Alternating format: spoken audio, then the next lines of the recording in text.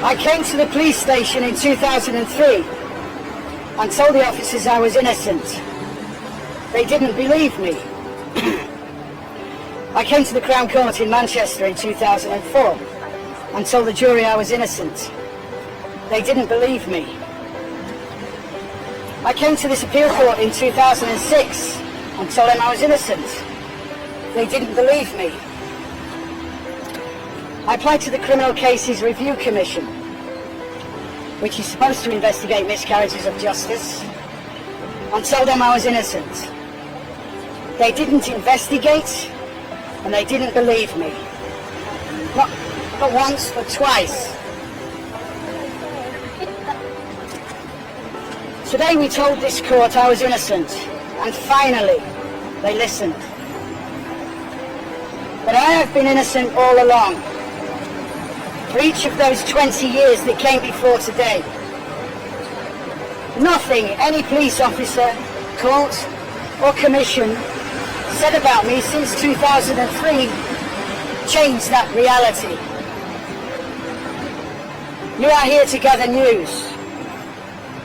That declaration from the bench in there behind me is not news to me.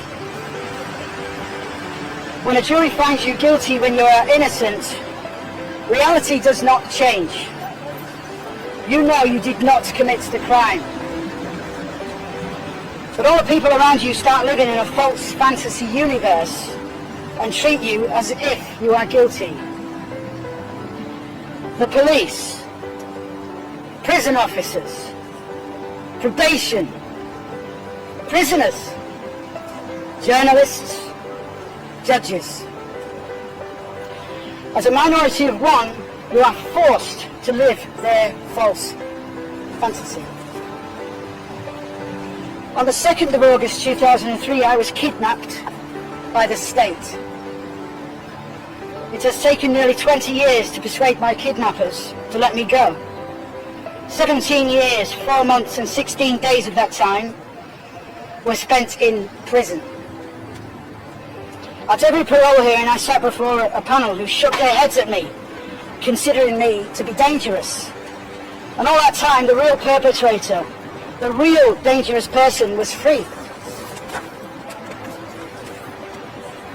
More recently, I was allowed to leave prison, but with my name on the sex offenders register and under tight supervision by police and probation, I was not free.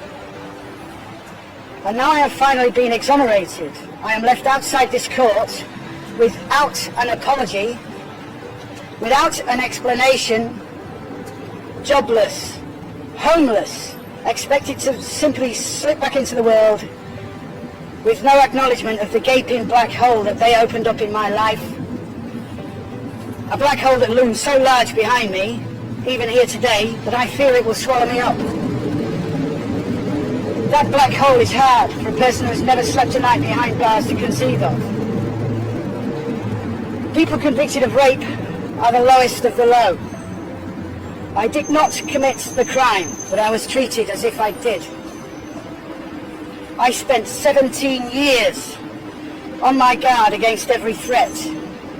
17 years counting down the minutes to lock up, so I could be behind my door and safe from other prisoners, but not safe from my own mind. Imagining I would die there, perhaps murdered in the kitchens by a fellow prisoner, or left to die of hypoglycemia in my cell in the night, or being driven insane by the system and dying at my own hand. But somehow I lived, told every day that I was a liar. I sought the uncomplicated truths of science and mathematics through the Open University. Told every day that I was a violent monster. I sought tiny respites through Buddhism and meditation.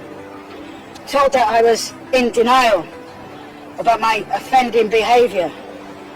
I read everything I could about a justice system that was in denial about its mistakes.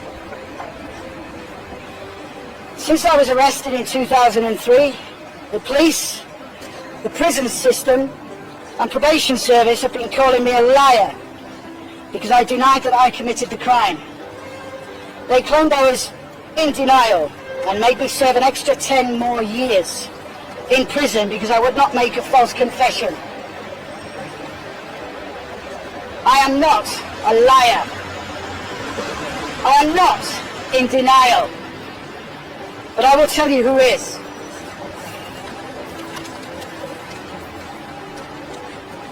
Greater Manchester Police are liars, and they are in denial.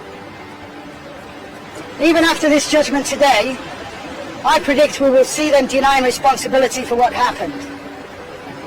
We will see them stretching credulity with their excuse-making. Greater Manchester Police have been scrambling to cover up how they wrongfully convicted me for 20 years.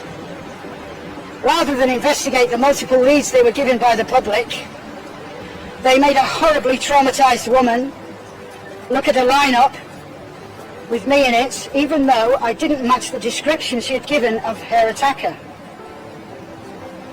They exploited a hopeless heroin addict and his girlfriend, both with dishonesty convictions, having them tell the jury they identified me. They unlawfully withheld crucial evidence which would have helped my defence.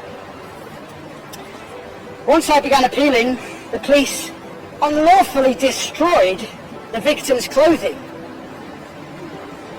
that I was demanding be retested along with other evidence, not just once, but 3 times. And all this time, the person who really did this horrific crime has been at large. And this means it is not just me who has been denied justice, it is the victim. As this is my only chance to say something to her, please allow me to address her directly. Sitting in my cell, I used to rack my brains as to how you could say you were so sure it was me when I knew it was not. I read all I could and learned about how fraught with risk the process of lineup identification is when someone has been subjected to trauma. I wondered if the police helped you to pick me. Since my release, I have had the privilege of being introduced to an American woman called Jennifer Thompson, a rape survivor who was caught up in a wrongful conviction.